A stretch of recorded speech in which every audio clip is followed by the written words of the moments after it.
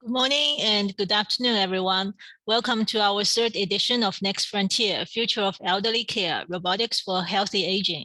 My name is Li Binggu. I'm the head of academic relations at SwissNex in China, the Science Consulate of Switzerland in China. We are here to show the best of Switzerland, build bridges, and connect with China in education, research, and innovation.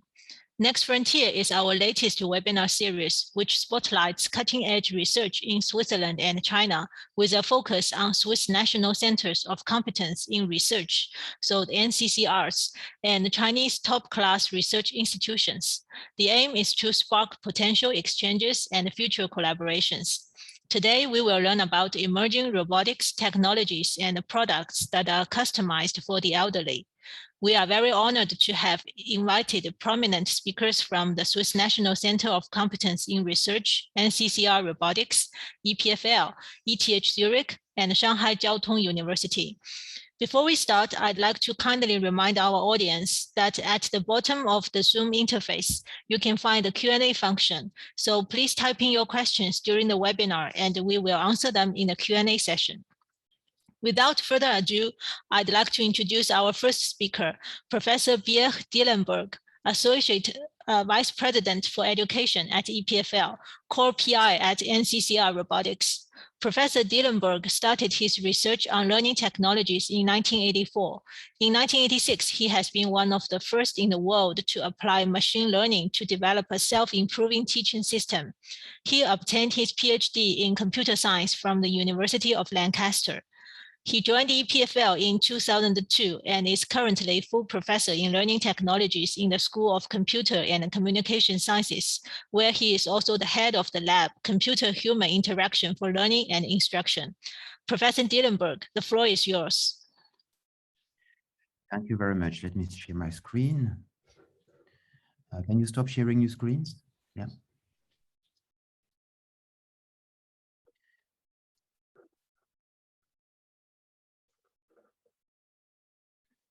Can you see my screen?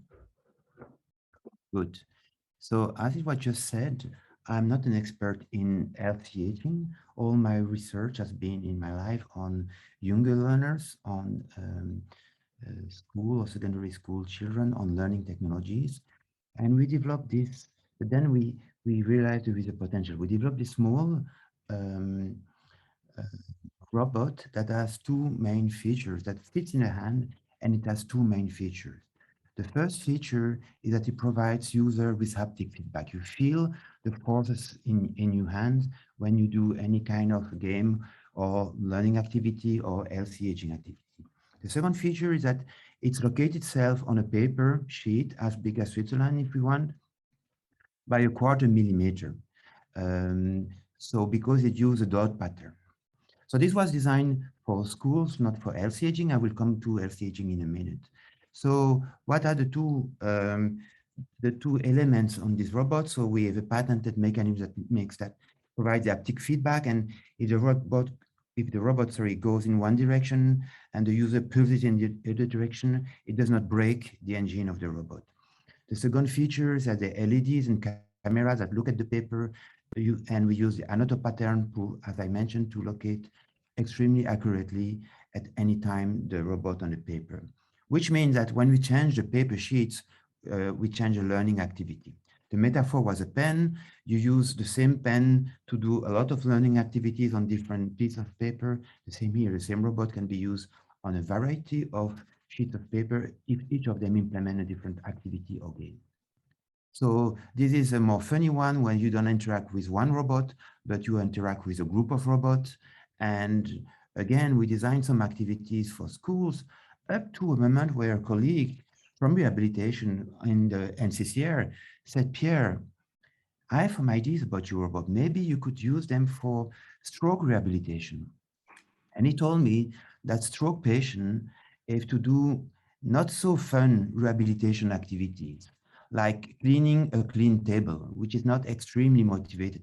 It's at the point that only 30% of the stroke patients actually do the rehabilitation. So for that, we designed, he asked us, can you gamify rehabilitation? So this is stroke patient is playing Pac-Man. So there are two ghosts who try to catch him, and he tries to catch the fruits.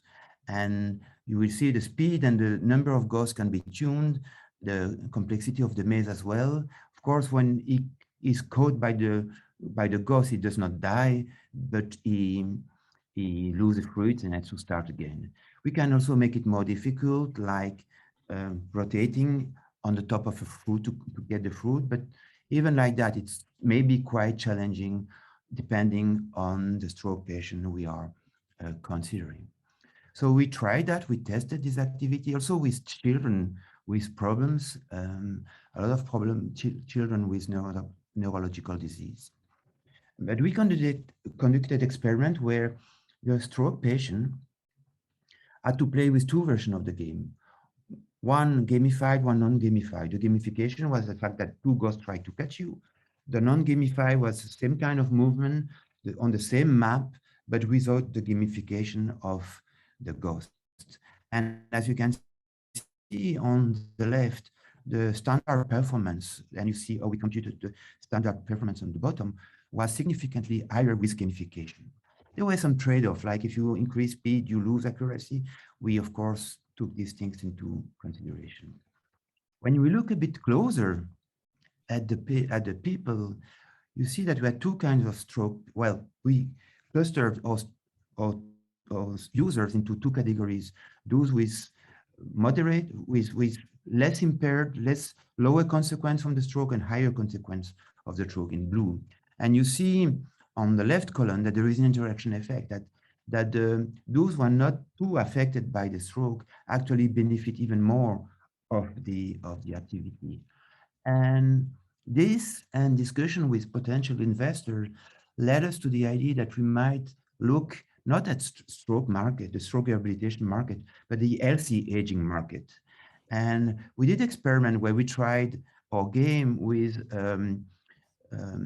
people between 60 and 80 in yellow, and EPFL students, so between 20 and 30 in blue. And you see that the young people benefit more than the older elderly one, but still there is an interesting improvement for elderly persons.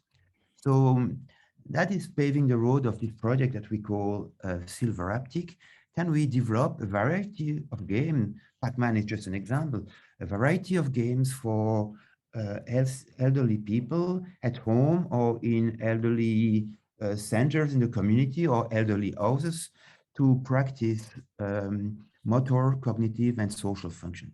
You would ask me, which social function? Let me explain in a second. So before that, something extremely important is that these games can be tailored, they can be adapted to the performance of the user.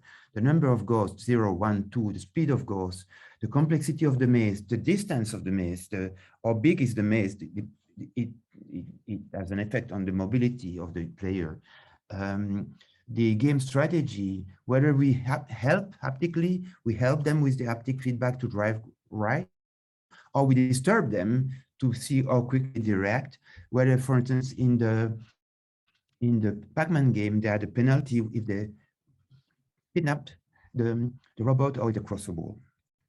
So these large paper sheets are low cost and easy to print, but we went one step further and we printed the same dot pattern on these tiles. These tiles are attached to each other with a small magnet. And you can actually not only play the game, but design the game by assembling the tiles. Here, there are two people who are playing together. I mentioned the social function. They have to be on the same color to be able to connect something, but they're still chased by the robot. And you see, they have designed themselves the space where they're playing. Here, they played in a collaborative mode, but we also tried it with playing in competitive mode.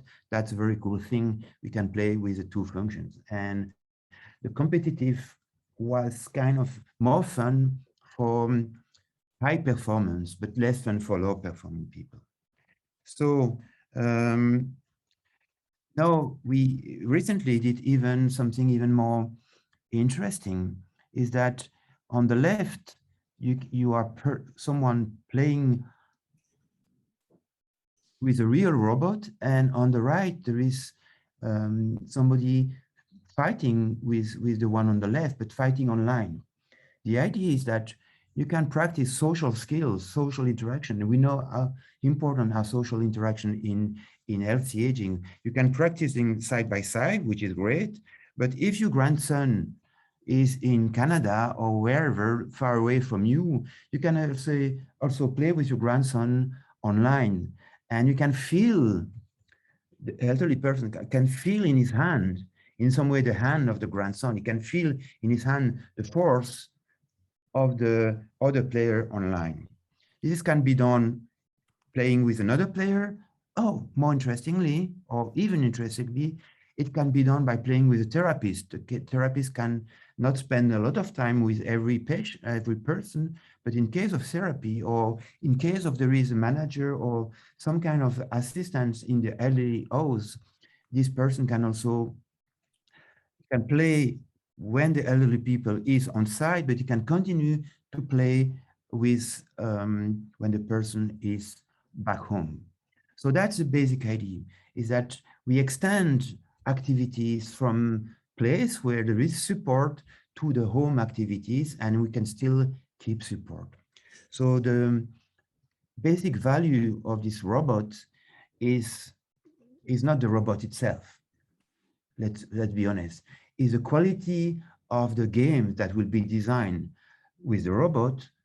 But the robot and this, really with paper sheet or with haptic tiles, this robot provides the opportunity to create real nice games that push the elderly people to practice 3 key cognitive functions: motor functions, cognitive function. There is a lot of strategy. If you play Pac-Man, like you go in a corner to attract the robot, and then you cross quickly the map. So cognitive skills, motor skills, and social interaction in presence or at distance, and at distance with a friend, a grandson, or a professional. That's the strength of the robot. The second thing is that it provides feedback to the platform in real time. So there is, we can do a very close follow-up of the people playing the game to observe, for instance, how much they progress or how much they do not regress. And also you can use this real-time data collection to make the game adaptive. You know, if they fail too often, then you make the things a bit easier. And finally, the idea beyond this robot was to have a low-cost platform. It's not a toy. It's not something that can be produced for $10. It's slightly more expensive, redesigning the tool, the hardware to make it easier to produce, but it's not the same range of cost as some of the medical technologies. So it's kind of a medium price, more the price of a game, probably not the price of a toy, but that's something that can be afforded for home activities. That's it for me. Thank you very much for your attention.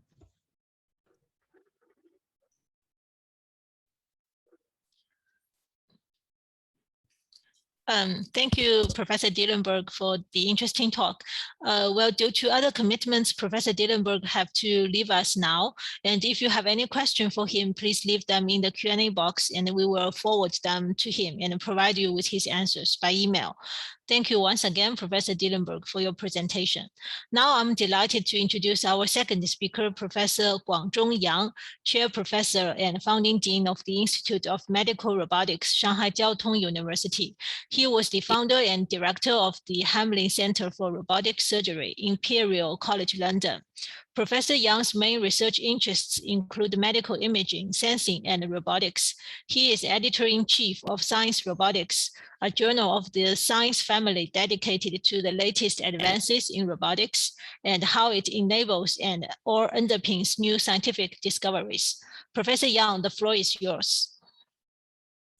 Thank you very much indeed for inviting me to give this talk. So it follows on from the first speaker very well, that what I'm going to talk about is really about elderly care. Why do we need robotics for healthy aging?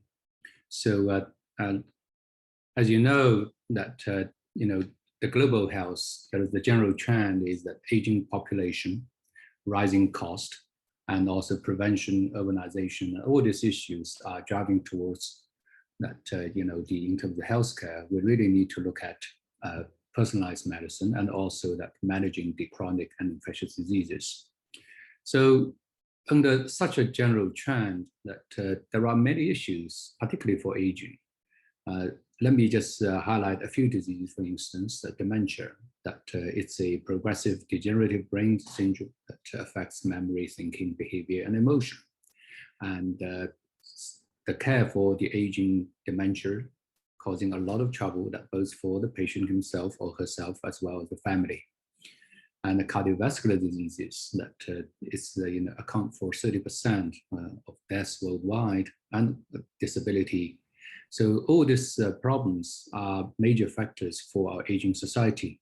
And so currently, when you look at the burden of chronic diseases, including diabetics, hypertension, and chronic heart failure, asthma, depression, and so on, and this are all causing a tremendous burden economically.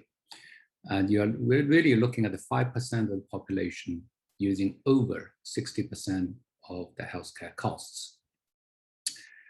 So when we look at the aging body, that what are the things that we need assistance for? That clearly brain and nervous system, that you need robotics for assistance, and for respiratory system, that for instance COPD and all these issues that require assistance, and musculoskeletal systems. This is perhaps one of the area in terms of rehabilitation robots have its biggest impact. And of course that, in terms of visual and sensory systems, and all these are problems that you have to deal with. So talk about the robotics and all the others. What are the technologies that we need to develop? Not only, limited to robotics. So first, that when we look at this, is really need to closing this loop, what we call the prevention, diagnosis, treatment, and evaluation. Prevention, clearly that the need for imaging, diagnosis, for sensing, and treatment, you need to have minimally invasive techniques. For surgery, for instance, surgical robots, and evaluation, that includes that rehabilitation devices, that such as those that I mentioned in the first speaker, and also those devices that can be worn, wearable devices, and also implantable devices as well. So the first, that in imaging, there are tremendous advances that allow us to diagnose disease early, and also that the use of sensing technologies, both wearable and implantable, these make significant inroads into the diagnosis and also evaluation, as well as prevention. But for wearable devices, implantable devices, and these are widely used in clinical care for the aged group. That, the reason for that is that, as I mentioned, as you have an aging body, that to enhance the sensory feedback, to enhance the motor function, and also to enhance the independence, and all these are important. But coming to my focus of my talk today is about the robotics. So in terms of robotics, one of the areas that there has been tremendous amount of research being dedicated to is in robotic surgery. And these are very much related to the aging society. The reason for that is that for octogenarians, and there's very, the trauma one can experience due to surgery is very much limited. So by using minimally invasive means, that it will allow us to perform surgery, otherwise it will be too challenging or too risky for this age group. So laparoscopic surgery, orthopedic surgery, endoluminal surgery, and neurosurgery, and there have been many platforms that have been developed. But let me just focus on one area, for instance, that for orthopedic surgery, that for the aging group, one of the biggest problem that one has to deal with is really that for the musculoskeletal system, how do you deal with joint replacement, for instance? So the use of robotic systems that which will give us the accuracy and also that consistency for the procedure. So this is one of the platforms that We are involved in developing, and as you can see here, that the robot is very easy to use and can be integrated with surgical workflow very well. And the most significant part is that it reduces the complication and also increase the consistency, accuracy, and also all these areas. So those type of technologies are getting more and more used in robotic surgery, and also that in the particularly for the age group. But there are more techniques that are currently being developed in different institutions as well as in commercial organizations.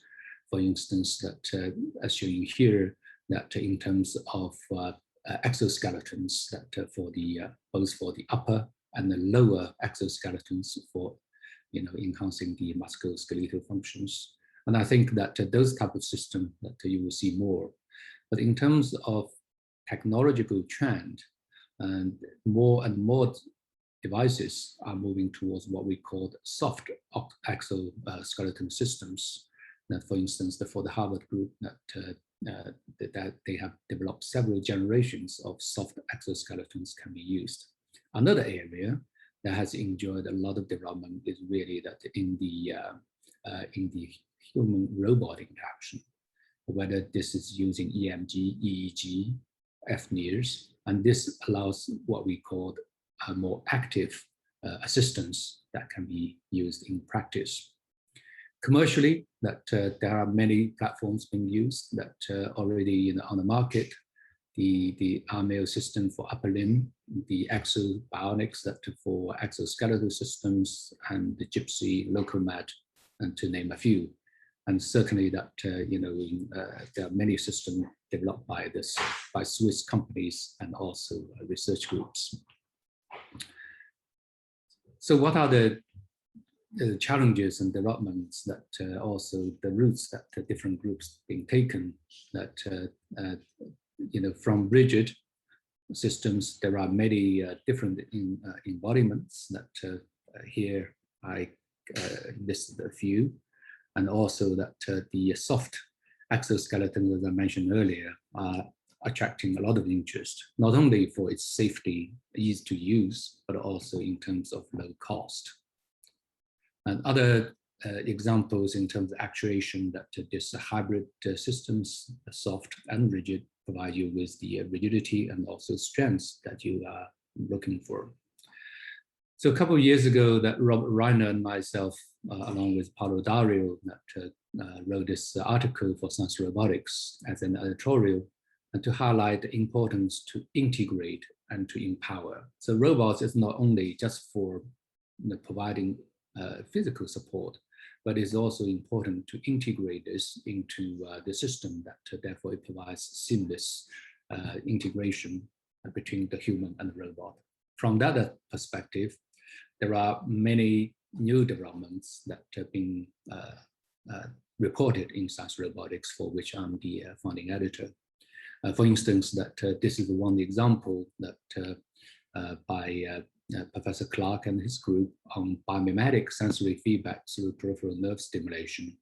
And the idea here is to improve dexterous use of bionic hand.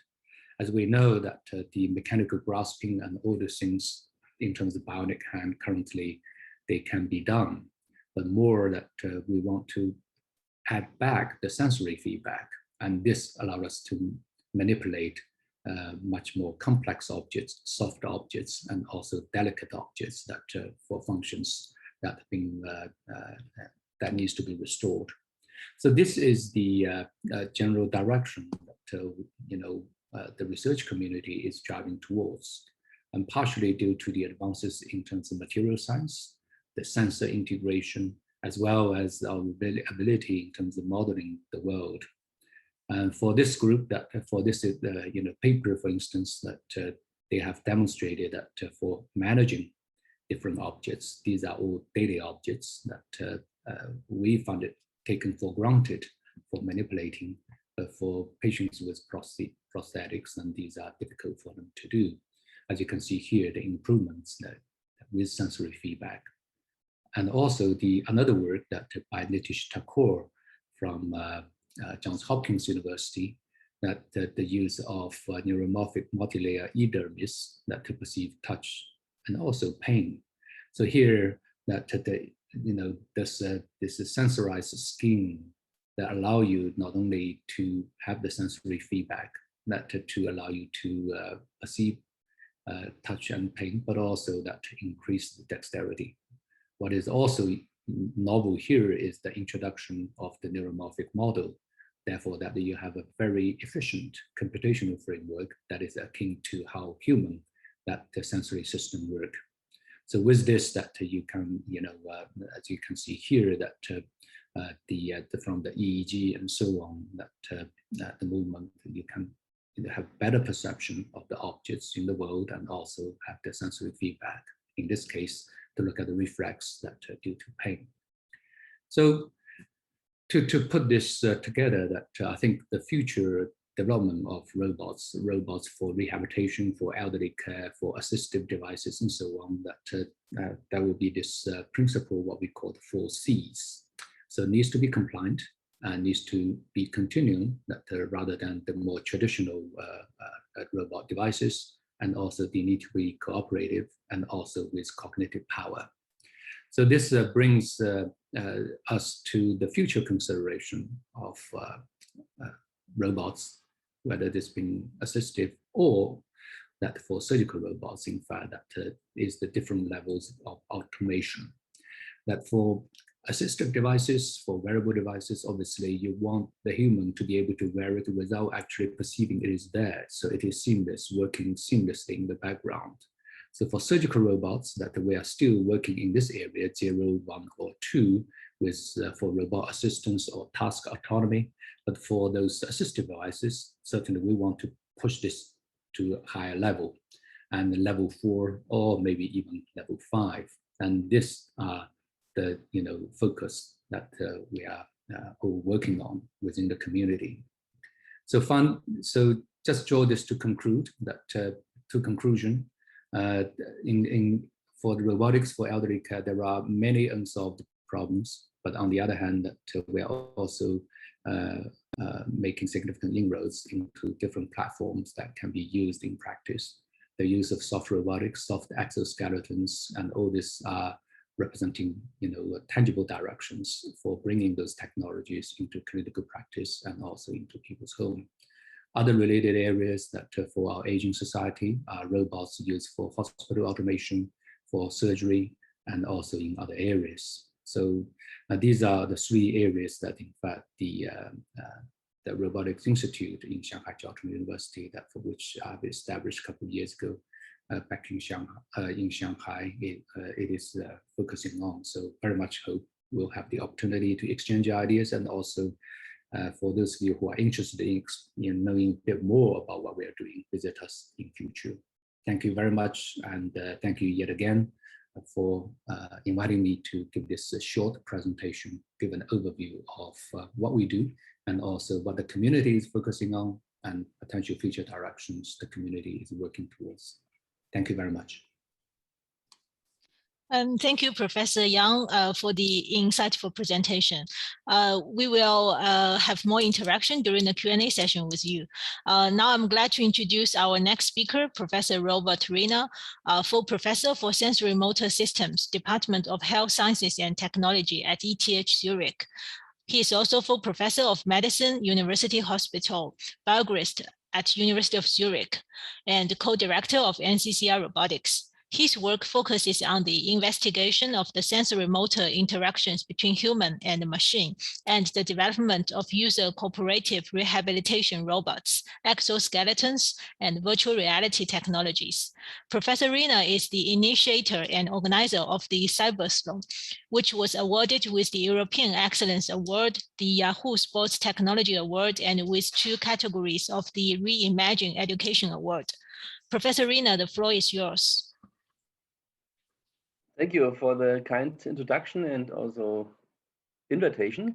So I hope I can show you how rehabilitation robots can support and cooperate and even motivate people with impairments. So I'm affiliated to ETH Zurich and the University Hospital, as you already said. Next slide, you see that we have a tremendous high number of patients suffering from stroke. Next. And in the world, it's about 60 million cases every year of new patients, and they unfortunately suffer from lesions, from hemiplegia in most cases, and that can be treated by training. Next slide. However, most of the time, these patients are lying in bed. So they are sleeping, they are eating, they are relaxing because they might be exhausted. And unfortunately, the time which could be used for therapy, for movement, is too limited. Although we know that a higher number of training, higher intensity of training leads to better outcome of these patients. Next slide. Therefore, we can improve as alternative. It's not an alternative to physical therapy, but an addition. It's a tool for therapists. There are machines for the lower extremities, different kind of end effector-based and exoskeletal devices. And in the next slide, you see that we have a special machine like the Locomat or upper extremity machines. Yeah, you can go on. For the upper extremity, we can also distinguish between exoskeletal devices and end effector-based devices. You see already here the Armin or Mio Power, which has been presented by Professor Young already before. Next slide. The Armin, that's a device which has been developed in my lab already many years ago. We have many different generations of this device, and it is the first exoskeletal device which has been used and applied to the therapy of stroke patients. Next slide. Here you see an overview of all the generations of that device. We started already 2003. The first device, Armin 1, came out 2005 with only 4 degrees of freedom. We added 2 more degrees of freedom to also move the hand and the lower arm, additionally to the shoulder and elbow actuation. Armin 3 then has even a 7th degree of freedom to actuate also the hand of the patients. It has a special interactive control. Many different games have been implemented, and that version was used for clinical study. Then we made further versions with some more sensing to improve the quality assurance and rehabilitation evaluation. And we have a pediatric version, the Charmin, used for children. In the next click, you see that there's also a commercial version of the device available, which is being called Mio Power. Next. You see the main result of our clinical study, which we did some years ago. In the dark black line, you see the outcome of the robotic group. About 38 patients have been treated with the Armin device, and we had 35 controls, which have been treated with conventional therapy and physical and occupational therapy. And you see that the gray shaded area is the 8 weeks of the training. And you see already after 4 weeks, we get the same outcome in the robotic group as we get after 8 weeks only in the conventional group. And the differences were significant. However, they're still small, and you see that they seem to wash out in the later phase of the follow-up. If you click again, we see that there's a slope still. Probably if we would have done the therapy longer, 4 weeks longer, we could have seen a bigger increase, I assume. And what you also saw, not shown in this slide, is that the most severely affected patients, they have a much better improvement compared to the conventional group, and that stays over the follow-up phase. Next. So what we have to do to make the difference even better between the robotic group and the conventional group is to increase the intensity. Next. And we can increase it by engaging and motivating the patient, because then they do the training faster, they come to the sessions, we get a better patient compliance, and so on. Next. And for this, we did implement a path controller. Click twice. And then you see that we can control the arm of the patient in a way that there's more freedom to move inside a certain path. And this way, we can allow more deviations. We can still support the patients if they're weak, and implemented in many different kind of games, for example. Next, we did implement this, for example, in a game. Next, with where you see here a special activity of daily life, brushing the teeth. And here we apply this path control, and we can make that path also more narrow if the patients need more guidance or not. So we can allow different kind and different levels of interactivity between the robot and the patient. Next. We implemented the same controller in the Locomat for gait training, which was developed in Zurich before my time, that device. Here, the movement of the foot or the ankle joint actually also fulfills this or was guided by this path controller, where we can allow deviation from a fixed position and support as much as needed. Next.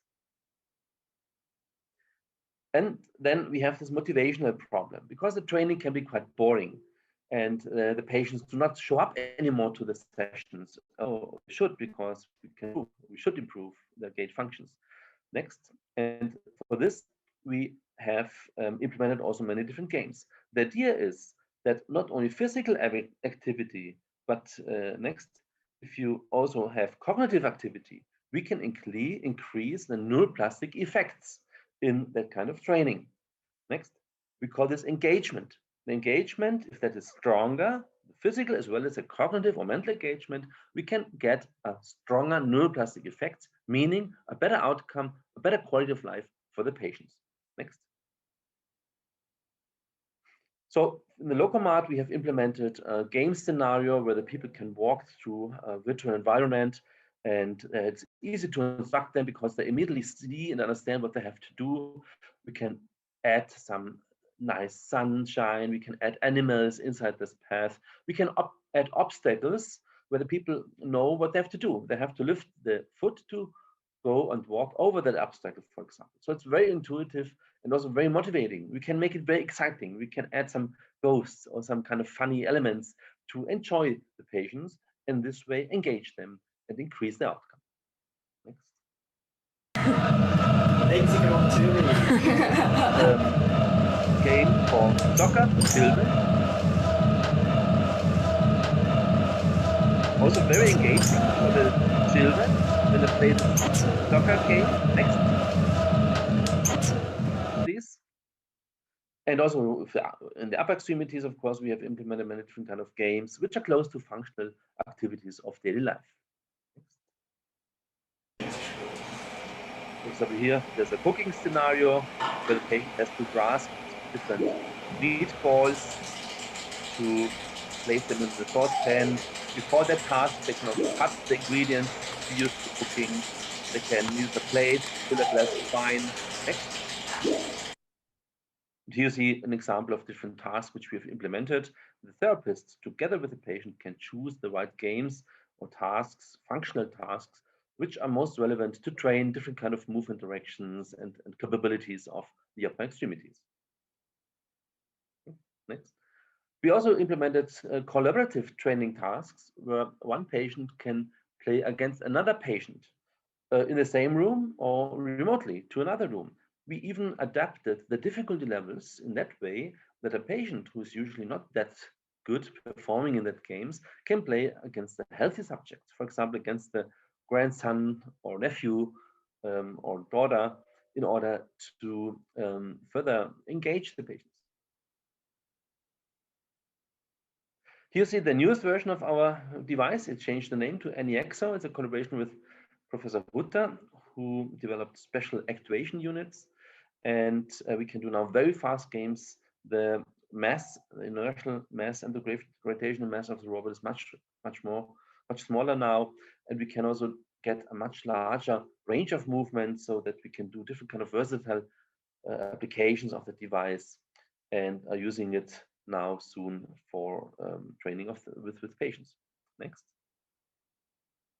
So you've seen now different applications of robots used for therapy and training with the goal to improve the functional performance, the biomechanics, the muscular and neurological activity of the human subject. However, there's another big field of applications for robots in rehabilitation, That's in assistance. You see here, for example, a device from Fluor Intelligence, and that's another device from Maya Swiss, which we developed in my lab, a soft exosuit, which we use now for treatment of different kind of patients with muscular weakness, neurological diseases, dystrophy, orthopedic problems, spinal cord injury, traumatic brain injury, Parkinson's disease, multiple sclerosis, cerebral palsy, and so on. Device is already also commercially available, and the long-term goal will be to also use it for elderly who suffer from muscle weakness, and to use it not only as a therapy device, it can be used for both sides, for therapy training, but also for daily assistance. It's affordable, or let's say cheaper than other lab devices, so that people can buy it for their home use, and that's already done by several patients. Next. Here you see one patient who took part at the Zurich Marathon, more walking than running, but still he could go about 8 kilometers in that race using that device. And usually he can just go several hundred meters without the device. So that device already supported him to get a much longer distance. Next. Yeah, that's the idea, to apply that device for clinical therapy as well as for daily assistance. Next. And we have now developed another device for the upper extremity. Next. What we see with these assistive devices, and now you can click twice, is that there is a challenge with these devices to interface them with the human subject. The control of the device is not that easy. Furthermore, we have a challenge with energy supply and weight. And that leads to a reduced acceptance of these devices for these people with impairments. And that's the reason why we next introduced the Cyberthlon already 5 years ago, the first one, where we engage and promote the development of that kind of technologies. We got more than 70 teams into the stadium, and they competed against each other, showcasing the best technologies. Next. For example, in the development of exoskeletons, we also had races using prostheses, brain-computer interfaces, and so on. So thank you for your attention, and I'm ready for questions later in the Q&A round. Thank you, Professor Reina, for the interesting talk. Now, please allow me to introduce our next speaker, Professor Le Xie, Professor at National Digital Manufacturing Technology Center, Vice Director of Rehabilitation Engineering Institute, Shanghai Jiao Tong University. Professor Xie is Vice Chairman of Digital Medical Institution of Chinese Medical Association. He has presided over 20 national research projects on surgical robot and a rehabilitation robot, virtual reality and virtual surgery. Professor Xie, the floor is yours.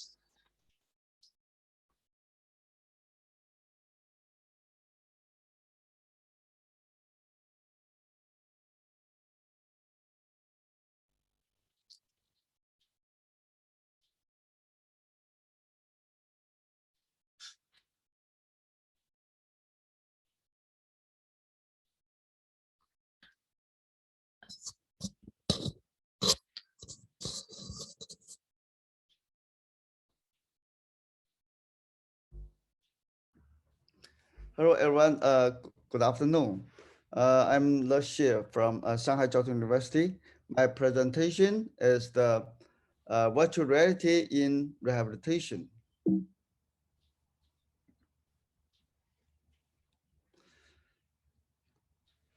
Our label developed the virtual reality training system for robot assistant for upper limb rehabilitation.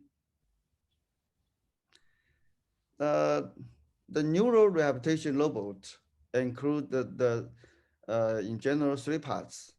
The one is the robot mechanism, and the second is auto control, and third is the software, the virtual reality training software.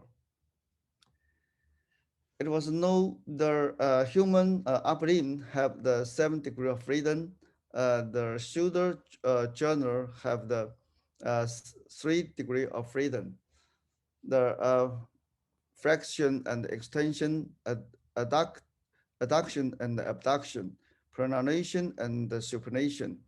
And the airborne joint have the 2 degrees of freedom, flexion, extension, pronation, supination.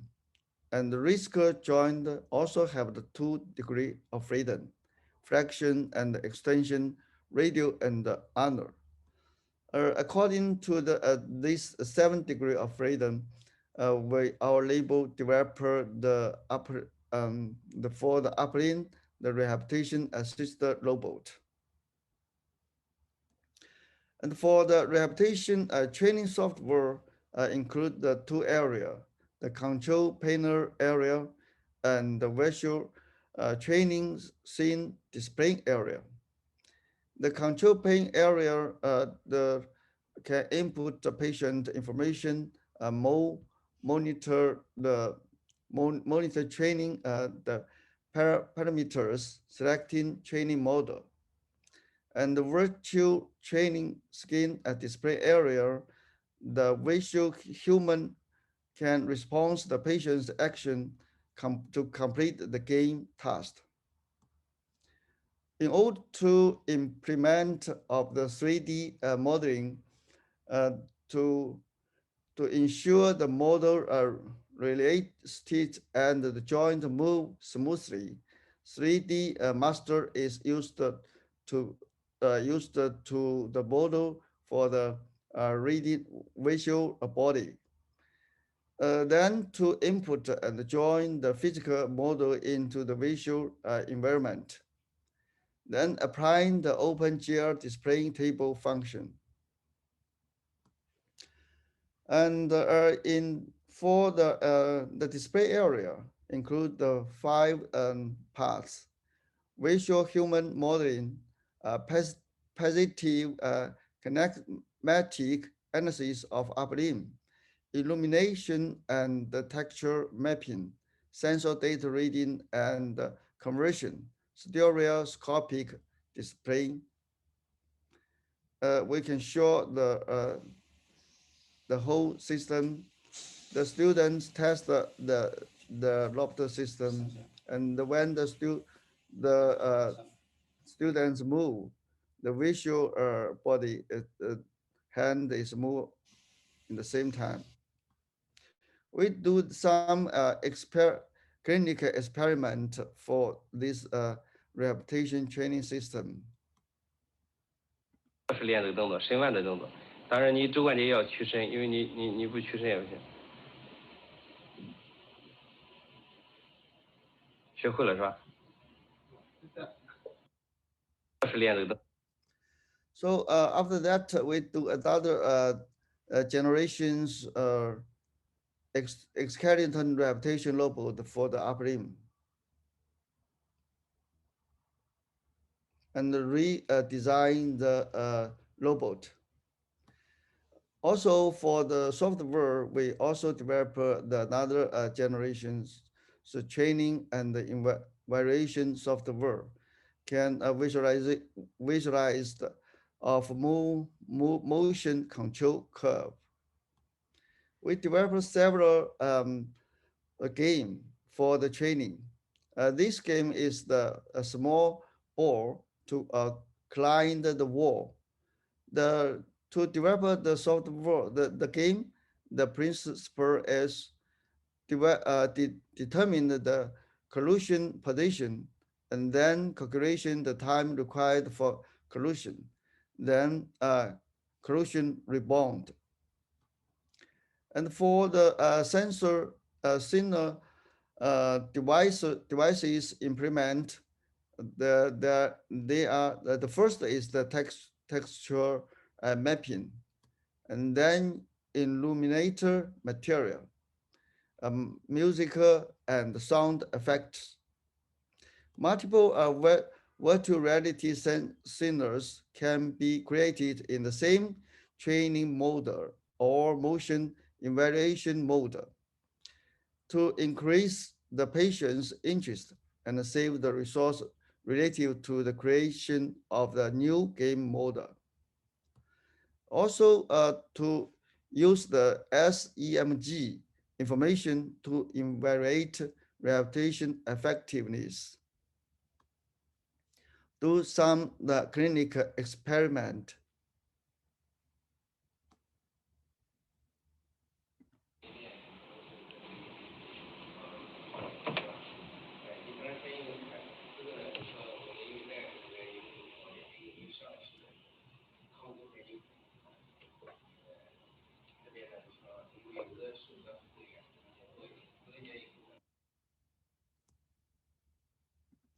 Another patient clinical experiment.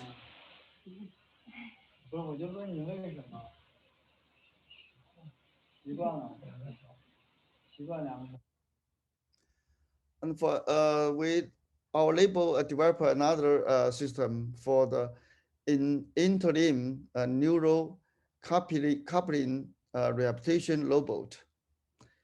The rotational orthosis for walking with arm swimming system.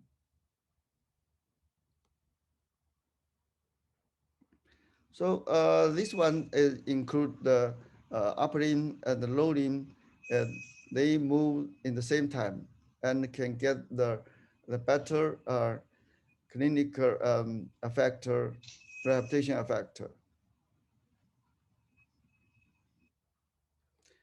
For the training on the robot, the first need the data received from the motor encode, then data transmitted to Unit 3D through TCP/IP protocol. Synchronized movement of the patient in the virtual skin. This developed the software developed by our label.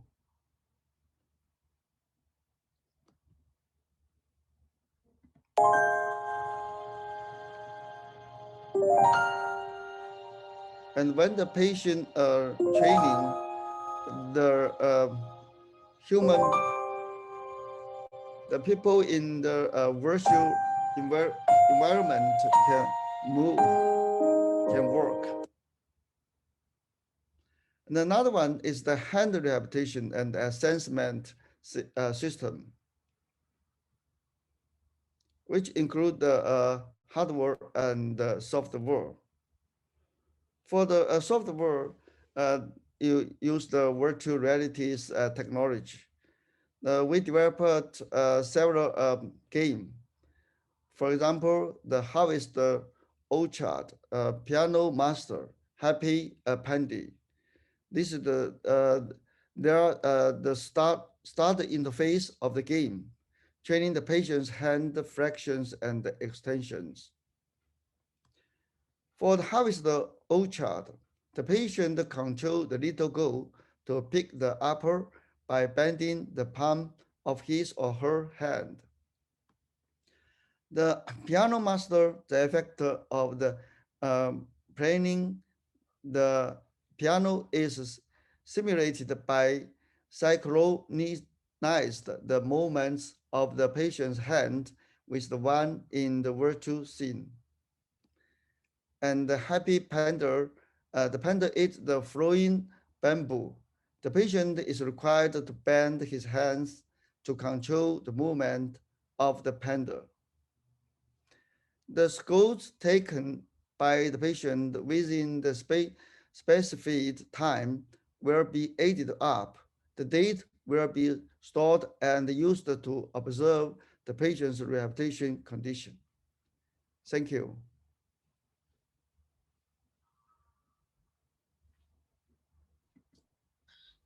Thank you, Professor Xie, for this informative talk. Now let's come to the Q&A session. So we've already received like 6 questions from the audience. So let's start with the first one. So this one is for Professor Yang.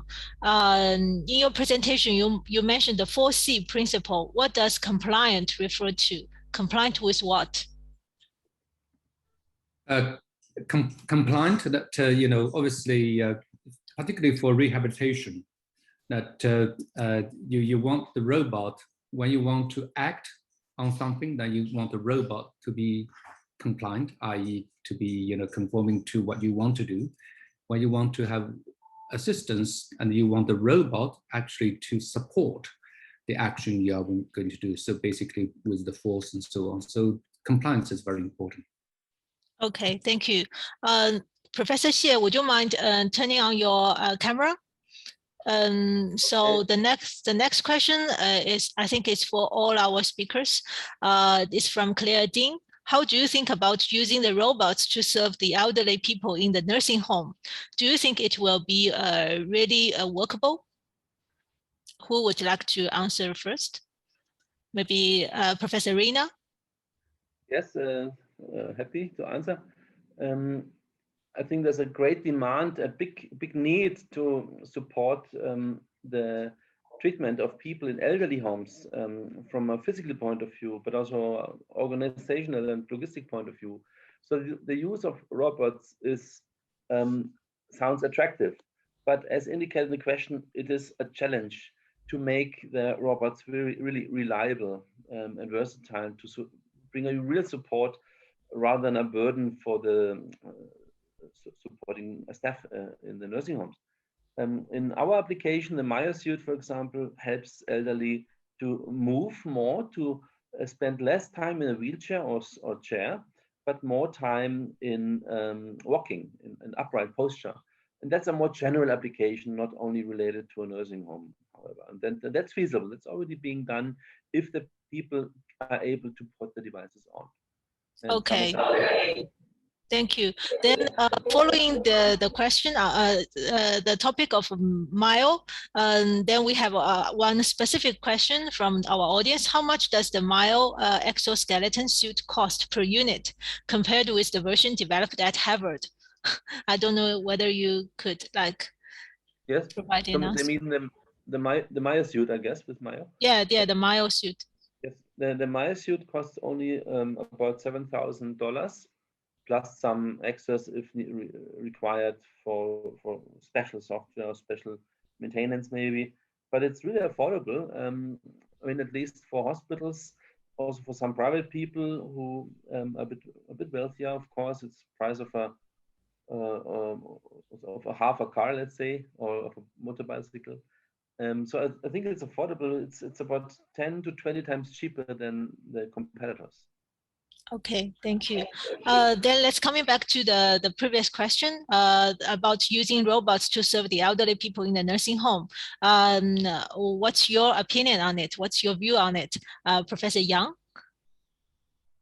Sorry, can you repeat the question? Yeah, how do you think about using the robots to serve the elderly in the nursing home? Do you think it will really be feasible? Yeah, so I think the answer to that question is yes.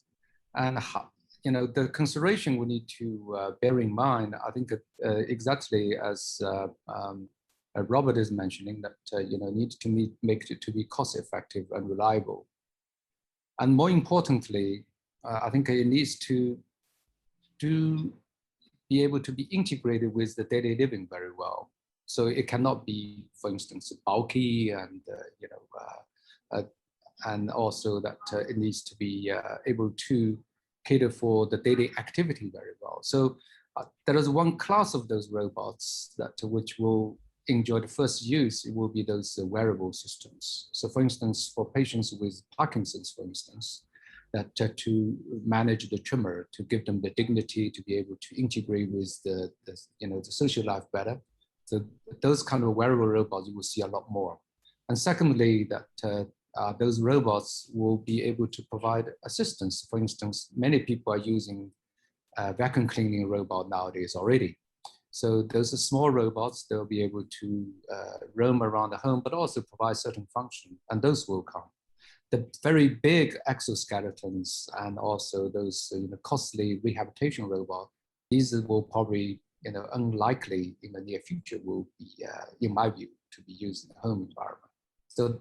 So I think from our research community, also for companies, we must bear all this in mind: cost effectiveness, easy to use, safety, and all these factors. Okay, thank you. Then the next question is for all the three speakers. It's a general question pertinent to all professors. So what are the biggest challenges in your research areas that you don't see a clear solution yet, either technically, commercially, or ethically? Maybe Professor Xie, could you start first? Okay. The virtual reality, the technology used in the rehabilitation, it's very useful, but it's also have the challenge. For example, translation speed may be a little challenge, and another one is the more the patient's information will be input in the system will be also the challenge. I think it's that. Thank you. And Professor Rina? Yes, I would say that we still have to do a lot to make the systems more user-friendly, that not only an educated engineer or therapist can control the devices and operate them, but also any patient can use it and even get motivated because it's fun to use. And that includes, for example, the games. Our games we develop, and I include my lab itself to that, are kind of very old-fashioned and very simple. And the young generation are much more, let's say, spoiled by this very good graphics from all these computer games. And I think there's a chance to make our games much more attractive, for example, to get a better user acceptance. Thank you. Then Professor Yang, could you share us your view on it? So for us, it's really what we call the new materials, or called the smart materials. It's a very big challenge for us, and also I think if we can crack this problem, this will significantly enhance the usability and also the diverse range of applications we can think about for home or rehabilitation and assistive devices. The reason is very simple. In today's talk, that all speakers mentioned the need of those lighter devices for rehabilitation. And I briefly mentioned about the soft exoskeletons. So in the current generation, that it's very much what we call the hybrid, hard and soft materials combined together. But we are working on those smart materials, smart fibers, not only can provide you with the sensing capabilities, but also be able to provide you with the actuation. So initially, perhaps that mainly for dampening the motion and for certain amount of assistive function, but in future, they will be provided much stronger force, give you the supportive function that can be used for, for lifting and so on. I think this is really an area very exciting. That a couple of years ago, that we have an editorial on this very topic. Smart materials be able to provide sensing, actuation, and also computation at the same time. So if we can do all this, imagine 20 years or 30 years down the line, those innerwears or those garments we wear, that they can not only provide the sensing capabilities, also all this actuation supportive function we are talking about today. Then this will really make those devices to be wearable, and this is really the exciting area that for wearable robotics. Thank you, Professor Yang, for the insight. And then the next question is for Professor Rina. As the initiator of CyberSlone event, could you share with us how you came up with the idea? And are there some major trends that you have observed over the past editions of CyberSlone? Yes, the idea came because I saw how terrible the function is of many devices which are even available commercially, like prostheses for the upper extremities. They're so complex sometimes and so difficult to use that they're not accepted, and then they're ending up in a drawer, not on the arm or stump of the patient. Wheelchairs cannot climb stairs or just go even over uneven terrain. And if they're able to go over uneven terrain, they do not fit through a door into a house. So we said we have to improve the technology and make it more acceptable finally. That's the first motivation I had. And then I saw that we still have to do a lot to better include people with disabilities. CyberSlone is made less for therapy, but more for promoting the development of devices for assistance. And the assistance is required by people with disabilities. And often they are kind of discriminated or at least ignored because there are barriers in our environment, and even more, there are barriers in the heads of the people, in the brain of the people, in the way how people are treated with disabilities and forgotten often. We want to make a step towards a better inclusion. And to the second part of the question, yes, there have been trends already, because we have now some devices which were extra developed for the Cybertron, which are now commercially available. All devices which were which were in the lab, where the translation to a product was accelerated, and where the Cybertron could be used by companies, for example, like Usur or Rewalk or Autobock, for example. The Cybertron could help those companies to advertise their device, which is also nice, because finally we want to make the devices applicable to the patients to improve their life. Thank you. Then the next question, I think it's very technical for all the speakers. So frailty syndrome is very common among older people. One of the possible symptoms of frailty is decreased hand grip strength. Is there any robotic device available to train the hand muscle strength, which are small and handy? Maybe Professor Yang? There are in fact multiple devices that can do this. So those soft robotic gloves that can provide the resistance and also supportive functions, and can be used for that purpose. So I think from that perspective, in fact, there are quite a lot of those devices available. But what will be interesting is that in future, whether you'll be able to have a device that will be able to provide assistance as well as training at the same time. So back when I was at Imperial, that we had this project for astronauts. That the idea is that really to have a device that can be used for training and also assistive function at the same time. So you can think about one device serves its due purpose. But what will be even more interesting is that to have a device to be able to sense that how much assistance is needed, because you don't want to provide, when you have a certain amount of force and you want to have small amount of assistance, but when you're getting more and more frail, that you want to provide more assistance. So this is really that there's a human robot symbiosis that, be able to understand what's going on, to provide assistance when needed, and also appropriate amount of assistance. And this is really that I think for assistive devices and assistive robots, where the research committee, are putting a lot of effort into. Thank you, Professor. Yeah, Professor Reed. Yeah, I fully agree with what Professor Yang said. I just want to add that it's that the robots are not miracles or providing miracles to the body. We still need the compliance, the readiness of the patients to contribute. That means they also have to be active, they have to come, and they have to training. Many trainings can also be done without devices, maybe less efficient, but possible.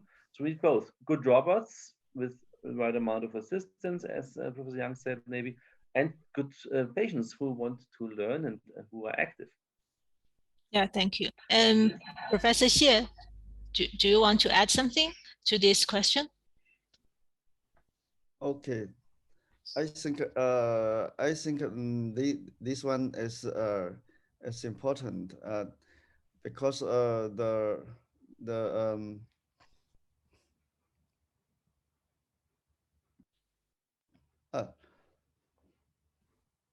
can you hear me? Yes, we can hear you.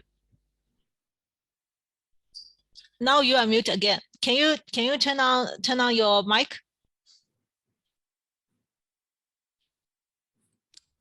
Okay, yeah. And the virtual realities the developed quickly in recent years. We will can use the new technology. For example, the glass, the very light glass, can use in the eyes. Maybe in this kind, you use this kind of the technology, maybe the patient will get more the interest of for the training. Mm-hmm. Thank you. Then the next question is, I think it's also partially mentioned by Professor Rina already. So gamification has been mentioned in several presentations. How much do you think will rehabilitation robotics connect with the video gaming industry in the future? I can say something to this. That's a very good question. And indeed, we in my lab are now forming a new group, a new company finally, which has the goal to connect existing games, which are very popular and which are very well advanced, which have a very high level of realism and interactivity, use exactly these games for the operation of our rehabilitation robots. And with this, we hope to make a breakthrough that the robots are really being accepted and used for a long time to improve body functions. Okay. And how about Professor Yang? Do you have any comments on that? Yeah, I think that gamification is a very practical way of integrating this into the rehab environment. In fact, that Professor Rina has been doing a lot in this area, and so does Professor Xie. And I think the next stage is really make a full use of those what we call the augmented reality systems. So to provide what we call the in context, in time assistance combined with those kind of training. So make it even more interesting. So not just sitting there playing a video game per se, but it's a real interaction with the environment. And I can see that those type of things will start to appear more and more in the future. Thank you, Professor Yang. Then Professor Xie, you also showed us some example of games, the small games like the picking the fruits, also playing the piano. So can you also share with us some insights from your research experience? Yes, and I think the maybe this kind of technology can develop more for the patient. The training at home maybe is a better, and also for the children, because some children also need the rehabilitation. Okay, thank you. Then due to time constraint, I think I will ask one last question to our speakers. So elderly people tend to fall due to muscular or skeletal weaknesses, causing severe health consequences. Are there any products or research projects that could offer a solution? Maybe Professor Yang? Sorry that I missed the first two sentences that the question was elderly people tend to fall due to muscular and skeletal weaknesses, causing severe health consequences. So are there any products or research? Yep. So fall detection is very important. So in fact, your question has the three elements there. Number one is that how to prevent fall. And the second one is that to strengthen the musculoskeletal strength. So for which I think those questions being answered in previous questions. And thirdly, that is that in the home environment, that what are the solutions you can provide? So I can answer the first part, and maybe I'll ask ask Robert and also Professor Xie to add in for the third one. So the key question for fall is that to prevent the fall in the first place. So with this, that it's very important that there are many things you can do. One is that to be able to real-time monitor the gait.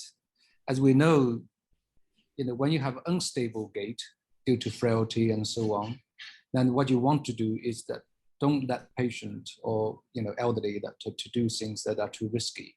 So in fact, at Imperial and so at the IMR at Shanghai Jiao University, we have this little air-worn device, which I didn't have the time to explain or to show today, is be able to pick up gait that in a home environment, normal living environment. And it can detect ground reaction force and also that the body sway, trunk motion, and so on. So when you detect unstable gait, then we provide warning and so on. So what you can do then, think about, for instance, if you have a soft exoskeleton, let's say, then you will provide more support or more restriction to stabilize it. Otherwise, that you will let the patient to more freely and so on. So those type of systems, not complete solutions as yet, and certainly that are available in the lab environment. Maybe Robert, you can add that from your lab's work. Yes. So it's important that one reason for falls is muscle weakness, anxiousness, too little training of gait, because people are sitting too long, and that's also one way how we can improve prevention. That's by training. And then, of course, there are many devices, even commercial available, that protect the people if they fall, and other devices are there which avoid falling. So exoskeletal devices can support to avoid falling, for example. And what I've seen just recently is a kind of an airbag system, which is blown up when the patients are already falling, and in this way protecting the bones, the pelvis, the femur from fracture and injury when they bump onto the ground, and that seems to work as well. So there are indeed now more and more methods and technologies which help prevention as well as detection, as well as worst case fractures of falls. Okay, thank you, Professor Rina. Then Professor Xie, would you like to add something to the question? And I think the more game will give the patient the more the choice, and will give the get better for the rehabilitation, the training. Okay. So due to time constraints, we will have to end this dynamic Q&A session. So a great appreciation to Professor Yang, Professor Rina, and Professor Xie for your available time and your deep insights. If you have more questions, please send them to the email address on this slide, and we will forward them to our speakers and give feedback to you. You are also more than welcome to scan the QR code, follow us on social media, and subscribe to our newsletter. So thank you indeed for your active participation, and we look forward to meeting you in our next events. Thank you. Thank you, Professor Yang, Professor Rina, Professor Xie. Bye-bye. Have a nice day. Thank you very much. Bye-bye. Goodbye. Goodbye.